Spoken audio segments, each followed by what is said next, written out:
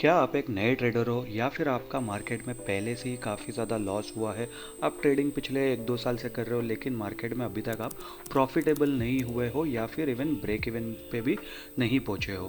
तो ये वीडियो पे हम लोग जानेंगे कि एग्जैक्ट स्टेप्स क्या है जिससे हम लोग की ट्रेडिंग इम्प्रूव हो सकती है, हम लोग एक अच्छे ट्रेडर बन सकते हैं और इवेंचुअली आने वाले कुछ टाइम में हम लोग एक प्रॉफिटेबल ट्रेडर भी बन सकते हैं। और ये सब कुछ हम लोग जानेंगे टेक्निकल एनालिसिस की पॉइंट ऑफ व्यू के हिसाब से, ट्रेडिंग के पॉइंट ऑफ व्यू के हिसाब से।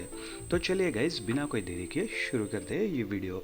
तो गाइज सबसे पहले तो अपनी ट्रेडिंग जर्नी में अपने को एक फ्रेश स्टार्ट के हिसाब से अगर शुरू करना है तो पुराने सारे लॉसेस हम लोग को भूलने होंगे और एक नई स्टार्ट शुरू करनी होगी। और 2026 में जो न्यू ईयर है उसके हिसाब से हम लोग डिसिप्लिन ट्रेडिंग कर सकते हैं, चार्ट पैटर्न को कैसे रीड करना है, अपना माइंडसेट कैसा होना चाहिए, ये सब कुछ जानेंगे हम लोग इस वीडियो में। कोई भी मैं आपको ऐसा अलग कोई शॉर्टकट नहीं देने वाला हूँ या ना कोई टिप देने वाला हूँ, क्योंकि ट्रेडिंग सीखने के लिए या कुछ भी चीज़ सीखने के लिए कोई आपका शॉर्टकट या टिप नहीं हो सकता। आपको सिर्फ हार्डवर्क करना है और पेशेंस चाहिए है, ये चीज़ का आपको ध्यान रखना है।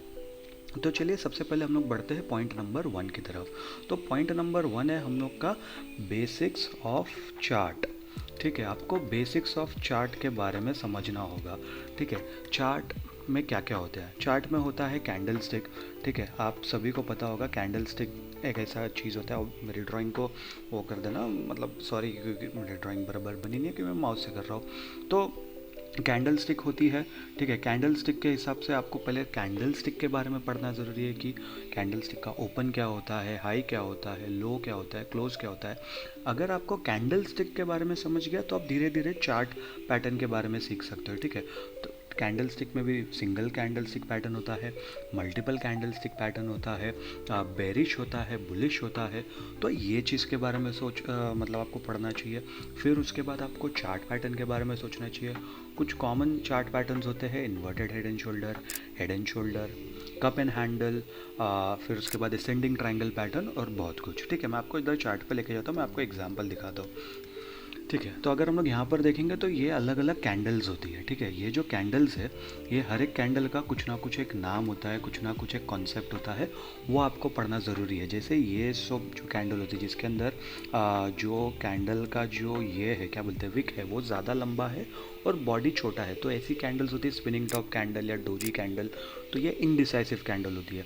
जिसके अंदर पूरी बॉडी बड़ी है यानी कि वो बुलिश कैंडल भी हो सकती है, बेरिश कैंडल भी हो सकती है, डिपेंडिंग ऑन उसका कलर क्या है, ओपनिंग और क्लोजिंग कहाँ हुई है। सिर्फ कलर पे ध्यान नहीं देना चाहिए क्योंकि काफ़ी जो आप सॉफ्टवेयर यूज़ करते हो उसके अंदर कलर अलग हो सकते हैं। ओपनिंग क्लोजिंग पे ध्यान देना चाहिए।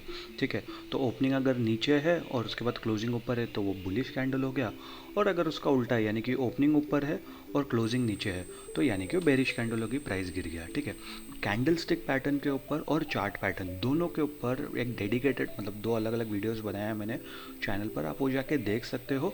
और अगर आपको नए मतलब 2025 के हिसाब से 2026 के हिसाब से अगर आपको वीडियो चाहिए, एडवांस वीडियो चाहिए, तो आप डेफिनेटली कैंडल स्टिक या चार्ट पैटर्न कमेंट करके बता देना, मैं वहाँ पर भी उसके लिए भी इन फ्यूचर वीडियो लेके आ जाऊँगा। अभी ये जो वीडियो मैं बना रहा हूँ ये 2026 में जिन लोगों को ट्रेडिंग स्टार्ट करना है उन लोगों के लिए बना रहा हूँ, यानी कि स्विंग ट्रेडिंग हो गया, इंट्राडे ट्रेडिंग हो गया, ये उन लोगों के लिए वीडियो है। अगर आप में से कोई ऐसा है जिसको इन्वेस्टिंग करना है या थोड़ा लॉन्ग टर्म ट्रेडिंग के हिसाब से 4 6 8 महीना मतलब एक स्टॉक में आपको राइड करना है मोमेंटम, अगर उसके हिसाब से अगर आपको वीडियो चाहिए तो आप वो भी कमेंट करके बता देना, इन्वेस्टिंग कमेंट कर देना या इन्वेस्टमेंट इन्वेस्टर ऐसा कुछ भी कमेंट कर देना, तो मैं डेफिनेटली उसके लिए भी वीडियो लेके आ जाऊँगा। दूसरा पॉइंट मतलब ये उसके बाद इंपॉर्टेंट पॉइंट हो जाता है कि ट्रेंड को आइडेंटिफाई करना। अभी देखो ट्रेंड इज़ योर फ्रेंड, ये तो आप लोगों ने सुना ही होगा। जो मार्केट में एक टाइम से है उन लोगों ने सुना ही होगा, या फिर जिसने अब तक ट्रेडिंग या इन्वेस्टिंग शुरू नहीं की है लेकिन मार्केट के बारे में थोड़ा बहुत रिसर्च भी करा है, तो ये तो एक कॉमन फ्रेज है, ट्रेंड इज़ योर फ्रेंड। अभी ट्रेंड क्या होता है कि जिस डायरेक्शन में मार्केट जा रहा है। फॉर एग्जांपल अगर मैं निफ्टी का ये चार्ट देख लूँ, तो अगर आप देखोगे 2020 का चार्ट है, ठीक है।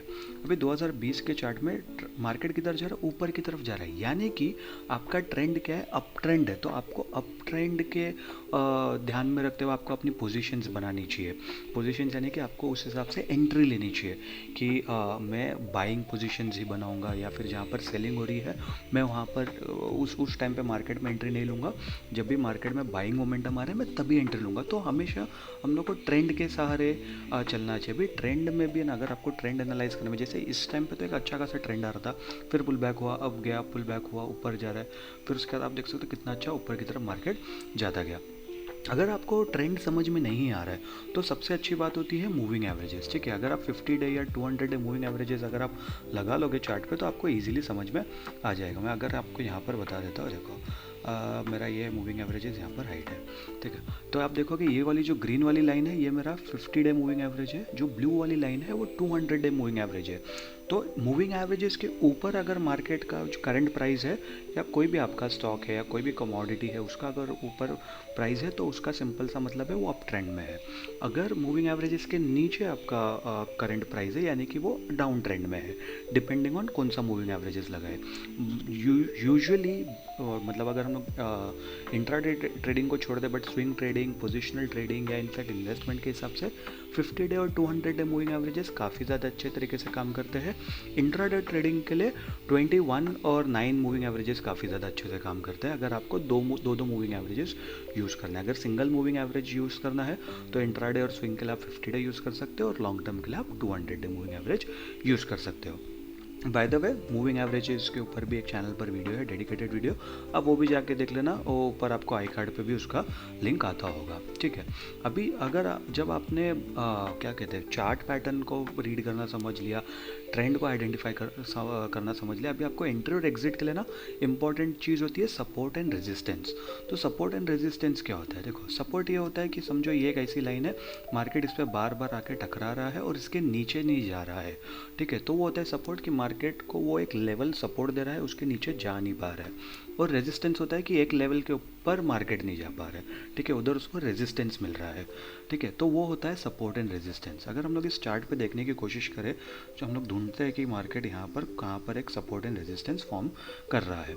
तो अगर हम लोग यहाँ पर देखेंगे, मैं यहाँ पर एक रफ रेजिस्टेंस बना के दिखा था, देखो आप देखोगे कि मार्केट इस लेवल को काफ़ी बारी टेस्ट कर रहा था और इसको ब्रेक नहीं कर पा रहा था। जिस टाइम पे मार्केट ने इसको ब्रेक करा उसके बाद ही एक कहीं ना कहीं एक बुलिश मोमेंटम मार्केट में आया, ठीक है। सपोर्ट की बात करूँ तो आप देख सकते हो यहाँ पर एक अच्छा खासा एक सपोर्ट था, एक बारी, दो बारी, तीन बारी मार्केट ने उसको सपोर्ट को टेस्ट करा, और यहाँ पर ये ऑब्वियसली कोविड वाला कैंडल था, कोविड वाला टाइम था, तो यहाँ पर डेफिनेटली एक बड़ी सेलिंग आई थी। चौथा पॉइंट है इंडिकेटर्स, ठीक है। कोई भी आप इंडिकेटर, दो इंडिकेटर सीख लो मूविंग एवरेजेस के अलावा, जैसे आप RSI सीख सकते हो, आप MACD सीख सकते हो, ADX सीख सकते हो। RSI के ऊपर चैनल पर ऑलरेडी वीडियो है, बॉलिंजर बैंड्स के ऊपर वीडियो है चैनल पर, आप वो जाके देख सकते हो। अगर आपको पसंद आएगा तो आप उसके ऊपर कोई अपनी स्ट्रैटेजी बना के देख सकते हो कि कैसे करूँगा कि 2 से 3 इंडिकेटर सीख लो और उसको ज़्यादा मास्टरी करो। आपको हज़ारों इंडिकेटर सीखने की ज़रूरत नहीं है। आप अगर आप इसमें देखो, अगर आप इधर जा के देखोगे इंडिकेटर्स में, आपको दुनिया भर के सारे इंडिकेटर्स मिलेंगे। देखो ये जो है ये मेरे फेवरेट्स में मैंने ऐड करके रखा है, बट अगर आप देखोगे तो बहुत सारे इंडिकेटर्स आपको ऑलरेडी मिल जाएंगे इसके अंदर, हर एक सॉफ्टवेयर के अंदर, चाहे वो आप ट्रेडिंग भी यूज़ कर रहे हो या चाहे कोई दूसरा सॉफ्टवेयर भी आप यूज़ कर रहे हो, ठीक है। तो 2 या 3 4 जो भी आप इंडिकेटर यूज़ करते हो उसको एकदम अच्छे से पढ़ोगे, अच्छे से समझोगे, तो आपको उसके अंदर अच्छे से आपको एंट्री एग्जिट समझ में आएगा, आप ट्रेड अच्छे से प्लान कर सकते हो, ठीक है। तो ये हो गई 4 इम्पॉर्टेंट चीज़ें। अभी आने वाले 3 सुपर इम्पॉर्टेंट चीज़ें, अगर अभी तक आपका ये सब कुछ क्लियर हो गया ना, तो यहाँ से आप अपना लॉस कम कर सकते हो। अभी तक आप प्रॉफिट नहीं बना सकते जब तक आपने आगे के 3 पॉइंट नहीं सुने। तो डेफिनेटली वीडियो के एंड तक बने रहना। और अभी तक अगर गाइस किसी को भी ये वीडियो पसंद आ रही है तो प्लीज़ ये वीडियो को लाइक कर देना, चैनल को सब्सक्राइब कर देना, नोटिफिकेशन घंटी ज़रूर दबा देना, क्योंकि हम लोग 5वीं बात करते हैं। 5वीं सबसे इम्पॉर्टेंट बात हो जाती है रिस्क मैनेजमेंट, ठीक है, रिस्क मैनेजमेंट काफ़ी ज़्यादा एक इम्पॉर्टेंट चीज़ है। ठीक है, रिस्क मैनेजमेंट में आपको एक चीज़ का ध्यान रखना चाहिए। देखो रिस्क मैनेजमेंट क्या होता है। ठीक है, मान लो अगर आपने कोई ट्रेड लिया 100 रुपये का, ठीक है, मतलब कोई एक स्टॉक में आप 100 रुपये में एंट्री लिया और आपने अगर स्टॉप लॉस लगाया 95 पे, यानी कि आपका लॉस कितना हो सकता है, 5 रुपये का लॉस हो सकता है। तो आपको ये देखना है कि उसके अंदर आपका टारगेट कम से कम 10 रुपया हो। तो इसके अंदर क्या होगा कि अगर आप लॉस करोगे तो सिर्फ 5 रुपये का लॉस करोगे, लेकिन अगर प्रॉफिट करोगे तो कम से कम 10 रुपये का करोगे। ठीक है, यानी कि उसका 1:2 का रिस्क मैनेजमेंट हो गया, यानी कि 1 रुपये का लॉस और 2 रुपये का प्रॉफिट। ये सिंपल सा फंडा होता है। काफ़ी लोग क्या करते हैं मालूम है क्या, काफ़ी लोग बोलते हैं कि मैं 100 रुपये पे एंट्री लूँगा, 95 पे स्टॉप लॉस लगाऊंगा, यानी कि 5 रुपये का मेरा स्टॉप लॉस है, जो कि सही है। लेकिन वो लोग टारगेट क्या लेते हैं मालूम है, 102 का।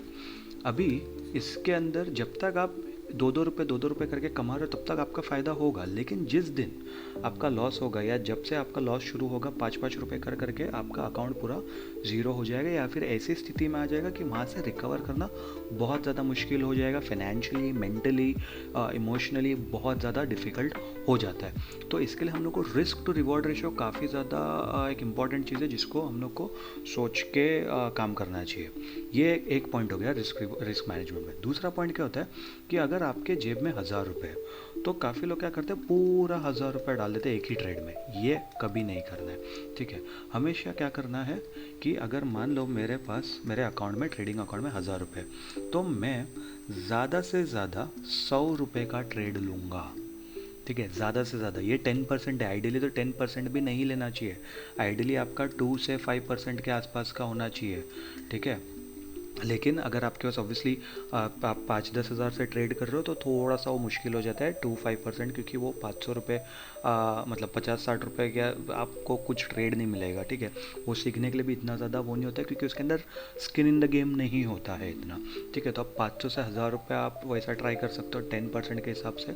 अगर आपके अकाउंट में, ट्रेडिंग अकाउंट में 5000 रुपये मान लो, तो उस हिसाब से ट्राई कर सकते हो। थोड़ा सा आपको सीखने के लिए थोड़ा वो कंफर्टेबल भी एक अमाउंट हो जाता है। ठीक है, तो उस हिसाब से आपको देखना चाहिए कि आपके ट्रेडिंग अकाउंट में पूरे के पूरे पैसे एक ही ट्रेड पे नहीं लगाने, क्योंकि अगर आपका उस एक ट्रेड में लॉस हो गया तो आपको मेंटली बहुत डिस्टर्ब होगा, अगेन फाइनेंशियली और इमोशनली भी रिकवर करना वो मुश्किल हो जाएगा। साथ ही साथ अगर आप मान लो 500 रुपये में एक ट्रेड लेते हो तो उसका आप 10% आप स्टॉप लॉस लगाते हो, यानी कि 50 रुपया, तो आपका उस दिन का लॉस 50 रुपये का ही होगा। तो आप ऐसे 50 रुपये लॉस करते करते आप नहीं बोल के 30-40-50 ट्रेड कर सकते हो, और उसके अंदर आप अपना स्ट्रैटेजी इंप्रूव कर सकते हो। आप सीख सकते हो, समझ सकते हो कैसे हम लोग को ट्रेडिंग करना है, कौन सी स्ट्रैटेजी काम आ रही है, कौन से कैंडल स्टिक, कौन से चार्ट पैटर्न काम आ रहे नहीं काम आ रहे, आप वो सब सीख सकते हो। ठीक है, अभी ये सब करते करते ना तो आप एक ठीक ठाक से ट्रेडर तो बन जाओगे। ठीक है, लेकिन अभी भी आपकी ट्रेडिंग शायद आप ब्रेक इवन पे शायद पहुंच पाओ, लेकिन अगर आपको प्रॉफिटेबल होना है तो ये 2 पॉइंट तो आपको करना ही करना है। पहला पॉइंट होता है जर्नलिंग। ठीक है, अगर आपको जर्नलिंग के बारे में नहीं पता है, ट्रेडिंग जर्नल मेंटेन करना है, चाहे आप वो डिजिटल करो या आप फिजिकल करो। जर्नल का सिंपल मतलब क्या होता है, मान लो आज एक डेट है, मैं आपको एक फॉर्मेट बता देता हूँ। डेट हो गया, ट्रेड हो गया और रीज़न हो गया। ठीक है, और एक आप साथ में उसका एक आउटकम भी डाल सकते हो। ठीक है, आउटकम का सिंपल का मतलब होता है कि उसका आपका प्रॉफिट हुआ लॉस हुआ। अभी डेट के टाइम पे मान लो आप क्या डालोगे उधर, डेट के टाइम पे कि मैंने कितनी तारीख को ट्रेड लिया। जैसे आप मान लो मैंने यहाँ पर 12 नवंबर को ट्रेड लिया 2025 में। ठीक है, किस में लिया मैंने, मान लो मैंने निफ्टी में ट्रेड करा। ठीक है, निफ्टी में ट्रेड करा मैंने, रीज़न क्यों ट्रेड करा, मान लो यहाँ पर ब्रेकआउट था, चार्ट पैटर्न का यहाँ पर ब्रेकआउट था। ठीक है, और कौन सा चार्ट पैटर्न है वो सब भी आप लिख सकते हो। और फिर उसका रिजल्ट क्या आया, वो ट्रेड सक्सेसफुल हुआ या फेल हो गया, तो मैं यहाँ पर मान लो लिख देता हूँ वो ट्रेड फेल हो गया। अभी क्या होगा, ऐसे मैं 25-30 ट्रेड लूँगा, 25-30 ट्रेड का मेरे डेटा रखूँगा। मंथ एंड में मैं जब वो रिव्यू करूँगा तो मुझे वहाँ पर समझ में आएगा, अच्छा चलो मैंने 5 या 6 मैंने ब्रेकआउट ट्रेड लिए थे, मैंने 5 मैंने कैंडल स्टिक वाले ट्रेड लिए थे, 3 मैंने इंडिकेटर वाले ट्रेड लिए थे, जिसके अंदर ब्रेकआउट वाले मेरे 6 में से 5 ट्रेड फेल हो गए, कैंडल स्टिक वाले 5 में से 5 ट्रेड मेरे सक्सेसफुल हुए, इंडिकेटर वाले 3 में से 2 ट्रेड मेरे सक्सेसफुल हो गए। तो इसके अंदर मुझे समझ में आ रहा है कि मेरी स्ट्रैटेजी या मेरे एनालिसिस के हिसाब से ब्रेकआउट ट्रेड मुझे काम नहीं आ रहे, तो या तो मैं इनको अवॉइड करूँ या तो मैं और सीखने की कोशिश करूँ। मेरे हिसाब से सबसे अच्छी स्ट्रैटेजी क्या होगी, कि आपके लिए जो काम कर रहा है उसको आप ज़्यादा फोकस करो, और जो काम नहीं कर रहा है उसको आप धीरे धीरे या तो अवॉइड करो या तो धीरे धीरे उसके बारे में सोचो। तो अगले महीने से आप क्या कर सकते हो, 6 की जगह आप सिर्फ 2 ही ब्रेकआउट ट्रेड लो, थोड़ा और सीख के और समझ के स्टडी करो उसके बारे में, और देखो इसका रिजल्ट कैसे आ रहा है। और ऐसे ही 3-4-5 महीने 2-2 ट्रेड 3-3 ट्रेड लेके देखो, या जो भी छोटा मोटा नंबर है, तो मैं एग्जाम्पल के हिसाब से बता रहा हूँ, उससे कम नंबर के हिसाब से देखो। अगर वो इम्प्रूव हो रहा है तो उसको फिर और हम लोग कंटिन्यू कर सकते हैं। नहीं इम्प्रूव हो रहा है तो ज़रूरी नहीं है हम लोग को ब्रेकआउट ट्रेड्स भी लेने हैं। देखो हर एक बॉल पे 6 मारना ज़रूरी नहीं होता है, कोई बॉल को डिफेंस भी करना होता है, कोई बॉल को लीव भी करना होता है, करेक्ट। तो वैसे ही होता है, इसके लिए आप हर एक बॉल पे 6 या हर एक बॉल पे 4 नहीं मार सकते। तो अगर आपको ब्रेकआउट ट्रेड नहीं जम रहा है कोई दिक्कत नहीं, आपके पास अलग अलग स्ट्रैटेजीज है। आप सपोर्ट एंड रेजिस्टेंस के हिसाब से ट्रेड कर सकते हो, आप इंडिकेटर के हिसाब से ट्रेड कर सकते हो, आप कैंडल स्टिक चार्ट पैटर्न के हिसाब से ट्रेड कर सकते हो। तो वो काफ़ी सारी चीज़ें यहाँ पर आ सकती है। और सबसे आखिरी बात जो आपको एक प्रॉफिटेबल ट्रेडर बनाने के लिए 90% काम करेगी, ठीक है, और वो है आपका माइंडसेट और आपका पेशेंस। आपको ट्रेडिंग में अपना इमोशंस कंट्रोल करना आना चाहिए। आपको फियर नहीं होना चाहिए कि मेरा लॉस हो जाएगा, या ग्रीड नहीं करना चाहिए कि मैं इससे ज़्यादा और पैसे कमा लो और पैसे कमा लो और स्टॉप लॉस नहीं लगा रहे हो। तो ये सब चीज़ें अगर आप करोगे तो बहुत ही बड़ी गलती कर रहे हो। आपको पेशेंस होना चाहिए और आपका डिसिप्लिन, आप जितने डिसिप्लिन होगे, जितने करेक्ट माइंडसेट से ट्रेड लोगे तो उतना आपके लिए ज़्यादा बेनिफिट होगा। या कोई भी आपका फेवरेट क्रिकेटर हो या फुटबॉलर हो, वो लोग का माइंडसेट इतना स्ट्रांग है, इसीलिए वो लोग इतने बड़े ग्रेट प्लेयर्स बन चुके हैं। क्रिकेट में भी हज़ारों क्रिकेटर है, फुटबॉलर हज़ारों फुटबॉलर, लेकिन आप गिन चुन के वो 2-4-5 नाम को जानते हैं, क्योंकि वो लोग का माइंडसेट, वो लोग ने उतना पेशेंस बना के रखा है, उन लोग ने उतना डिसिप्लिन करके रखा है। तो ये 7 चीज़ आपको डेफिनेटली ट्रेडिंग में काम आएगी। चलिए गाइज, आई होप आपको ये वीडियो पसंद आया होगा। वीडियो अगर पसंद आया होगा तो वीडियो को लाइक कर देना, चैनल को सब्सक्राइब कर देना, नोटिफिकेशन घंटी ज़रूर दबा देना। मैं आपसे मिलता हूँ अगले वीडियो में, तब तक के लिए गुड बाय।